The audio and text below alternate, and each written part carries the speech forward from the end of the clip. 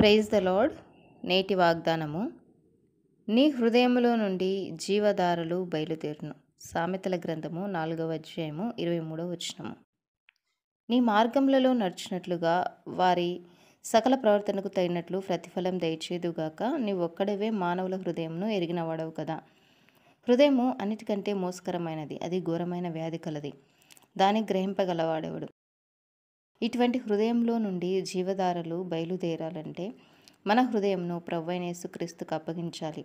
ఎందుకంటే, నా కుమారుడా, నీ హృదయం నాకిమ్ము అని ప్రభువు అడుగుచున్నాడు.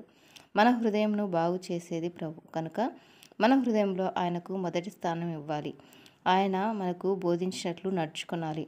అప్పుడు మన హృదయంలో నుండి అనేకులను ప్రభు వైపు నడిపించే విధంగా జీవధారలు బయలుదేరుతాయి. కనుక అన్నిటికంటే హృదయమును భద్రంగా కాపాడుకోవాలి. నీ ఎదుట నేను పాపం చేయకుండానట్లు నా హృదయంలో నీ వాక్యమును ఉంచుకుని ఉన్నాను. ఆమేన్.